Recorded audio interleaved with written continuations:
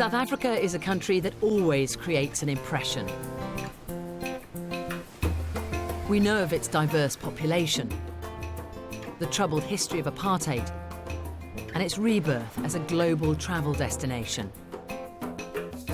I've been a fan of this country for many years, but this is my chance to go beyond the obvious South Africa, to explore on foot and take time to see how life and stunning landscape work today in the new South Africa, the country that's now keen to invite the world.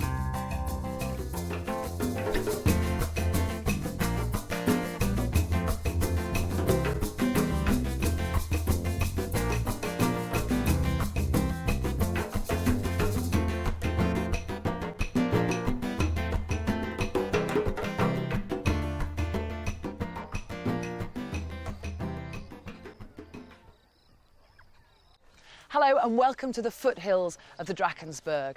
This towering mountain range is regarded as one of the most distinctive in the world and is home to South Africa's highest peaks. I've come to explore this valley right at the centre of the Drakensberg because it encapsulates so much of the human history that has shaped this massif. These formidable peaks form an escarpment over 1,000 kilometres long. It dominates the province of KwaZulu-Natal, home of the Zulu nation. And beyond it, there's a whole new country, the mountain kingdom of Lesotho. Watching over the range in the distance, the most recognisable of the summits, Cathedral Peak. This soaring high point dominates the valley. But down here in the peak's shadow, there's some meaty history to get to grips with. Over 100 years ago in KwaZulu-Natal, British and Boer famously slugged it out. And before that, the arrival of the Zulus had already caused the indigenous San people to be driven out, up into the higher mountains. While it may look pretty intimidating, Cathedral Peak is actually a fairly well laid out mountain for a walker. But it is a hefty proposition. At just over 3,000 metres, it's by far the tallest mountain that I've tackled on any of my walks. And it isn't just the altitude that's a challenge. The weather out here, you just heard a rumble, can change at the drop of a hat, a bit like the Lake District. You've got to pick your day when you attempt a mountain of this scale. I'm hoping the weather's going to stay on my side for a crack at the summit. But before I go anywhere near the peak, there's plenty to explore down here in the first part of my walk. It's a beautiful valley, and I'm beginning to see why people have fought to be here. The province of KwaZulu-Natal is the focal point for people coming to visit this iconic range of mountains. The mountain chains form a natural border with the tiny mountain kingdom of Lesotho. At the centre of the range is the sparsely populated Mlambonya Valley. I'll be walking upwards to the head of the valley and the memorable Cathedral Peak Hotel. From there, it's a 9-kilometre climb through different stages of mountains to the summit.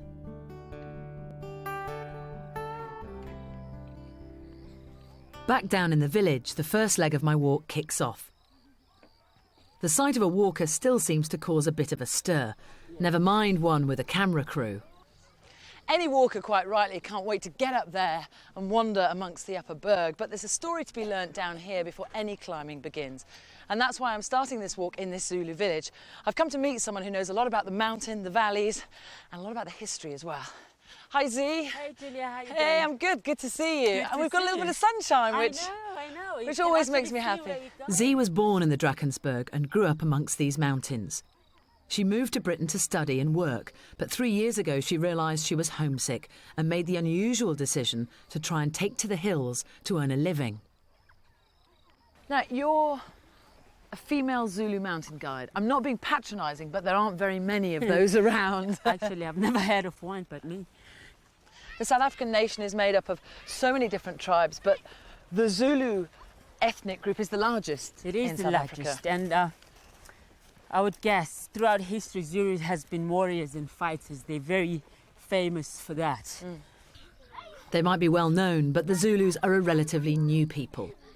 They descend from the Nguni tribe, who moved into this region from Central and East Africa.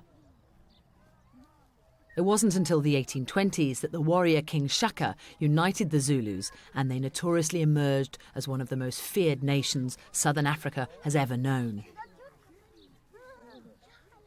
You said it yourself, Zulus are warriors. I have a Xhosa friend and he tells me that Xhosas are dancers and Zulus are fighters. I haven't heard the expression Zulus are walkers.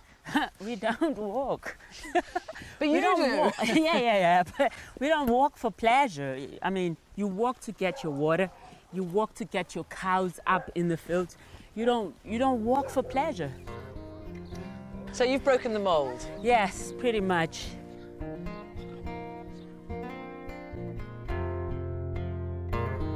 Before I explore the mountain landscape that Z loves so much, let's take a look at the route I'll follow.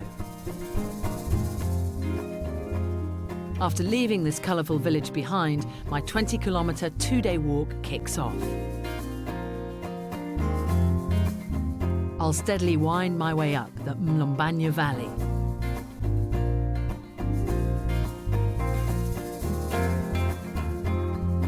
Day one finishes with the welcome sight of Cathedral Peak Hotel, my overnight spot. The next day, my climb follows the traditional walker's route. After swinging round into a hidden valley, my walk steps onto the next mountain tier.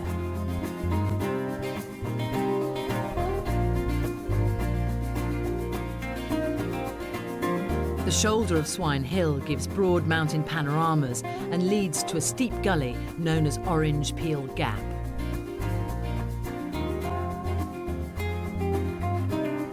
This is the gateway to the upper tier of the Drakensberg, where the path takes me to Bugger's Gully and the base of the peak itself. The final steps are an impressive scramble up to the eastern face of Cathedral Peak and onto the summit top, with views along the escarpment and into Lesotho.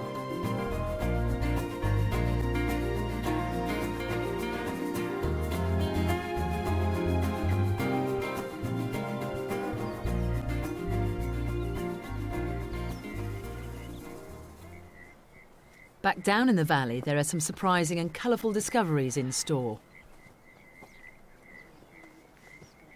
Hey, Jules, look, this is our national flower. The protea, is it not just beautiful? It's so striking. I actually love it before it flowers as well, because it reminds me of a globe artichoke, all tightly bound together. Yes, but another thing that you could be reminded of it is our cricket team that beats the English team all the time. Yeah. Okay, I get it. I know. We're not very good at cricket. I don't care. I don't like cricket. Already in my walk, I can see how changeable conditions here can be. A build-up of clouds often leads to thunderstorms in the afternoon, a bit of a problem for walkers like me. But it does add a certain air of mystery to the place. Did you know that apparently the Lord of the Rings was inspired here in the Drakensberg? Really? Yeah. So Tolkien must have been here. He must have visited. He been around here, of course. I must admit there is a real Lord of the Rings feel to this part of the valley. But it's unlikely that Tolkien was ever actually here. He was born 350 kilometres away and left South Africa when he was 3. Still, there's no denying the atmosphere is both magical and eerie. You can just look around you, it's very mystical as well. You could imagine little hobbits running around, can't you? I hope we don't get ambushed by hobbits. Now, that would be an interesting hike.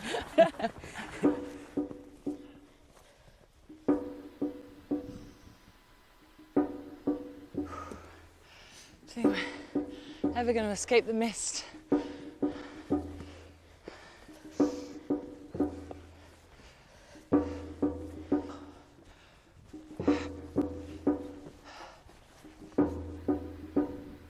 My walk now heads upwards to one of the many hidden caves scattered around these mountains.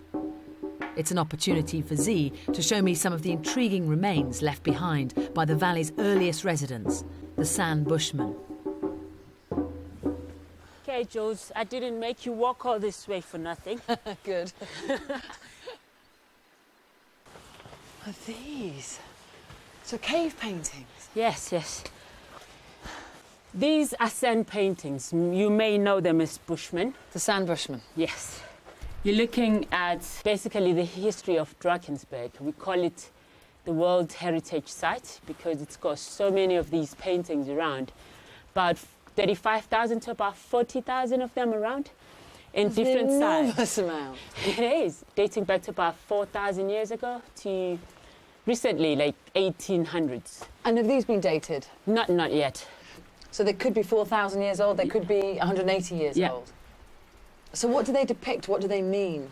Elands are very important in their history. They are totem animals. They believe that the gods have given them the eland so that they can sustain themselves and draw spiritual powers from the eland. So they're gaining strength, they're gaining power from the animal. Yeah. So it's not only for food, but it's also for religious purposes. So these are messages, these are stories. These are stories. These are stories. So you've got these running men, very wide legs, and then seemingly falling or diving or... It's an attack. You see them running away. That's a death scene right there. Oh. Now these cave drawings are done by sand Bushmen. Yes. You're a Zulu. I am. Is it fair to say you were enemies? Never. It was a little bit of misunderstanding. Misunderstanding. It was. You see, some people lived a nomadic life. They never used to have a sense of possession. Move from place to place, don't own nothing at all. And they never had a concept of ownership. Okay? And then in came the Zulu in this valley. Zulus were farmers. They had cows, they had sheep. They had possessions. They had possessions. They had livestock. And then some people, for the first time in their life, they see these big animals, yeah? Bigger than an eland, actually, and they walk quite slow. It was an easy kill, okay? They're hunting farm animals. Yes, they're hunting cows. For the Bushmen, it was this animal poaching that landed them in serious trouble. The Zulu farmers chased the sand further and further into the higher mountains, eventually pushing them out of the Drakensberg altogether. It is amazing to think that this is where the sand Bushmen stood. This is their view. Imagine that was your house, Julia. Wouldn't mind that at all. I wouldn't mind that at all.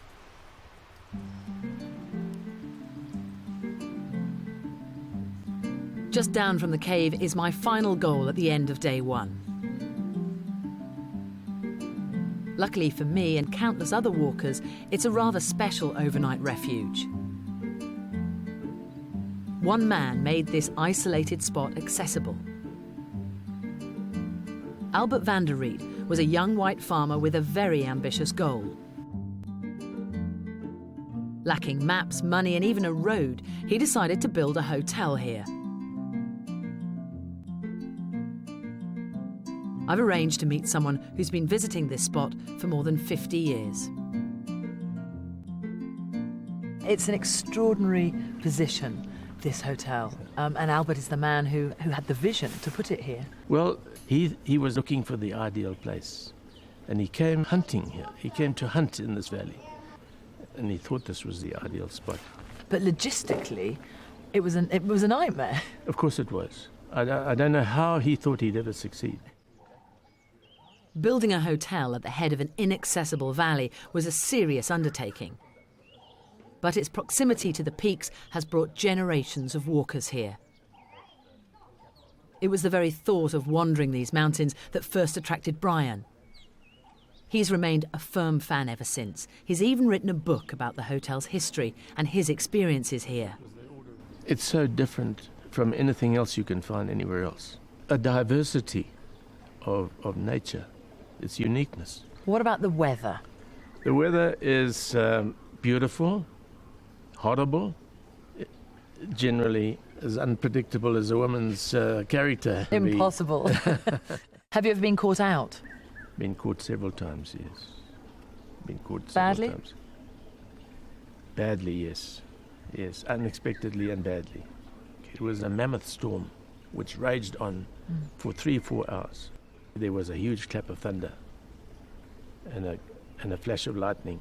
And I looked ahead and I found that the porter who was carrying our pack had been struck by lightning.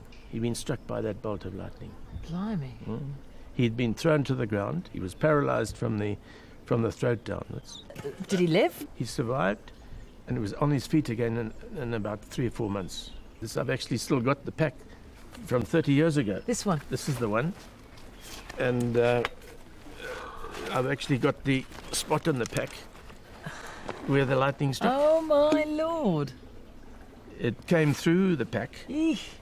and even struck the billy can inside here and left an indentation on that too.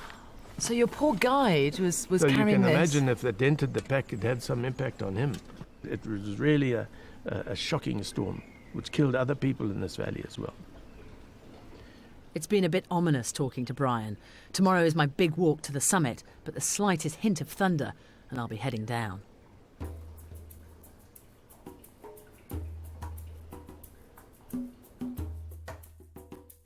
Day 2, and rather worryingly, the weather doesn't seem to be improving. It also requires a painfully early start. It's an 18-kilometre round trip from the hotel to the summit, which most hikers tackle in one go, averaging 8 to 9 hours of steady walking.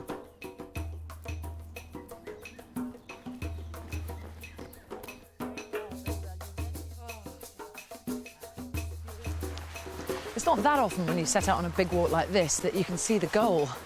But there it is. It's hard not to be impressed by the sheer scale of Cathedral Peak. Thrusting 3,004 metres upwards, it's got almost architectural proportions. This cathedral has even got its own bell, the smaller but perfectly formed peak to its side.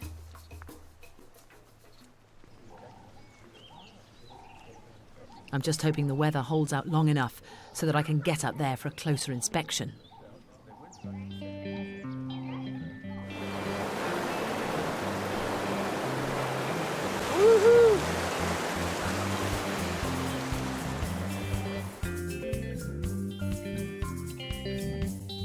The Drakensberg are one of South Africa's top destinations, a kind of English Lake District and European Alps, all rolled into one.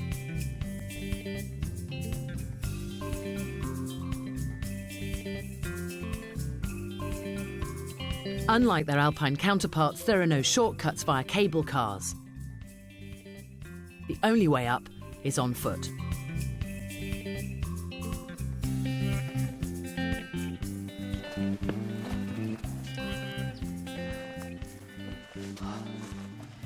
It's amazing how quickly you find yourself in isolation. There's nobody here.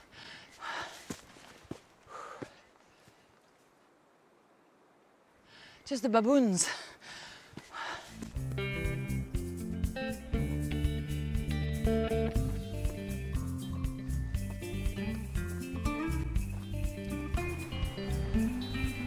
The morning mist seems pretty determined not to lift. No sooner have I begun to make progress on my walk than the path ahead goes completely out of sight. It's not too long before the weather really closes in. I might have got used to rain on my UK walks, but a deep rumble in the distance does not bode well for the rest of the day.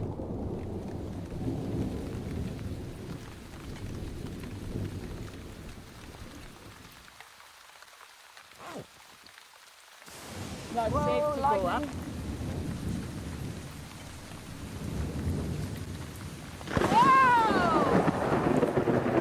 See, that's exactly what Brian warned us about. Let's go. Let's get out of here. It's getting scary. Let's go. Oh. Now we've got to be careful. This might be exhilarating weather to watch, but in these conditions the mountains are no place to linger. My walk is well and truly over for today.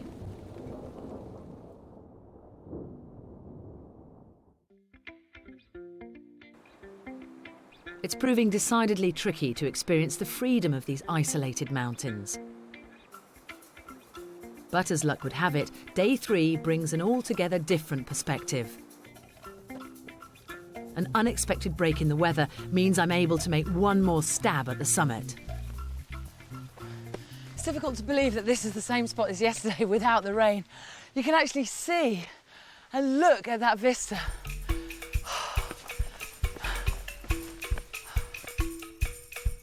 With a spring back in my step, the action turns up a notch and my walk penetrates the next tier of the Drakensberg. Here, I'm almost entirely surrounded by a wall of mountains. Far above, the towering spire of my cathedral continues to beckon.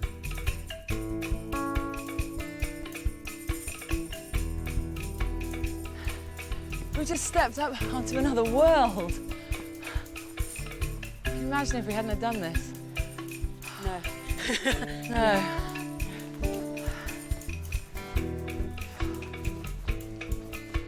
As I make my way up Swine Hill, the difference between the lower and upper Berg becomes even more clear.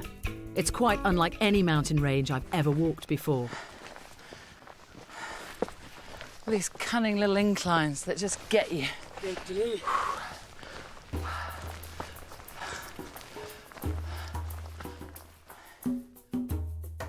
It's taken over 150 million years to shape and mould these peaks. When the world's original supercontinent broke up, Africa was pulled apart.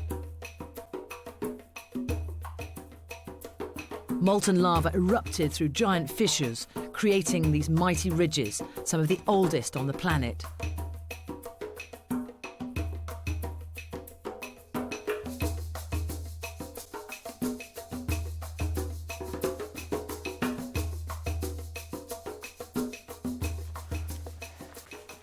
Oh, Julia, take a good look on the mountain.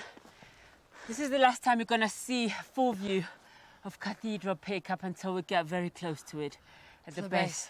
So enjoy it. How can you not enjoy it? Enjoy. Take it all in.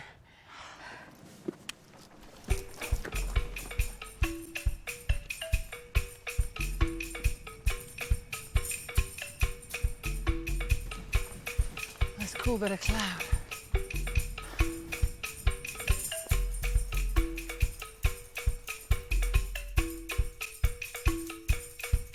There's little chance to draw breath and look back down on just how far I've come. I now face one of the major challenges of the walk, a gully climb.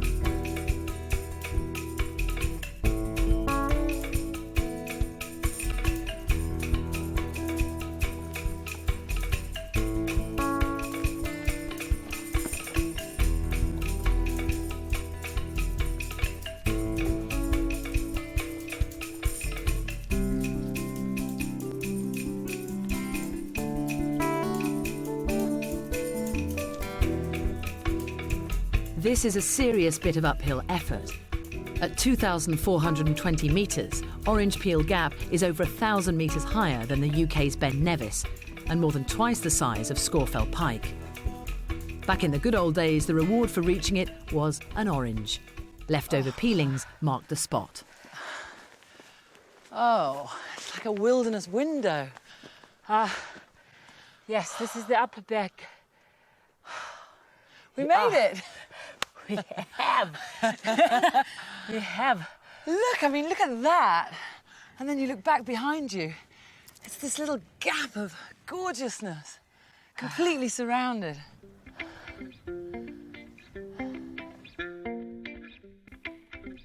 This is the halfway point of my walk today. It's been 3 hours since I started out, so an ideal spot for a rest. I'm finally in the upper Berg. So this is where people do eat the oranges. Yes. No orange peels today, though. I've come to realise this isn't just a walk up one mountain. There are lots of intriguingly named peaks and mini features along the way. Julia, that area that you look over there, it's called Munweni. Munweni. Yes. Munweni. Munweni. It means, it's Zulu, it means finger. So that's the Munweni area. That's the finger range. Yes, the finger range. These simple but literal names sum things up nicely. Ahead of me, I can make out the peaks of the Three Puddings, another apt name.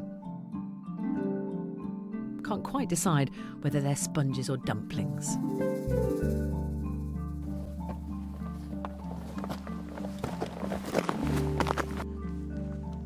Which language to use for these mountain names also seems to be the cause of some debate. Cathedral Peak is no different. In Zulu, it's Zikali's Horn, named after the son of a fierce chief who came here to escape an assassination plot. There are now calls to get rid of the English name and use the traditional title instead.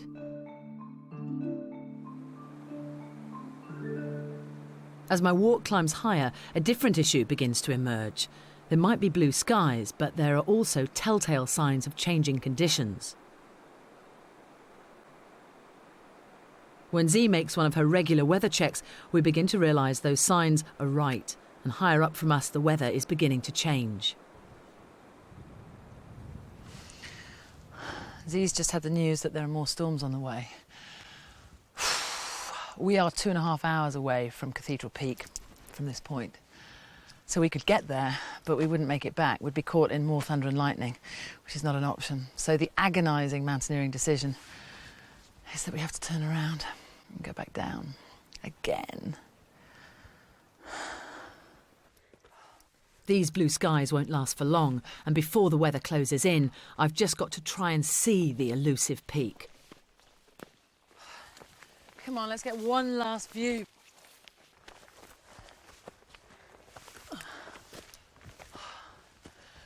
Well, that last scramble was worth it. It was.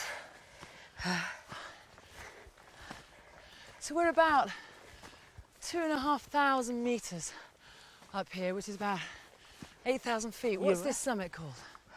Doesn't have a name. Doesn't have a name? No, doesn't have a name. That would be unheard of in the UK, to have such a mega mountain without a name. Unfortunately, none. All right, blame it on altitude sickness and a moment of megalomania. I hereby name this Z Bradbury Peak. It sounds good. It sounds good. We had to have something. We're going to have something to show for all of you.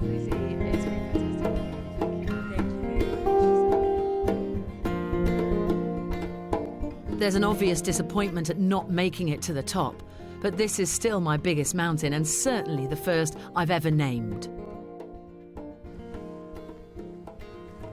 Wandering around this alternative summit, I can see how far I've come. But the real reward is in simply being here, finally standing amidst the high mountains at the very heart of the Drakensberg. It might only be a fleeting moment, but it's a high point in every sense. And finally, I'm gifted with a clear view of Cathedral Peak. This excursion has reminded me that every walk is different. Every mountain, every fell, every Munro, every kopje, every hill.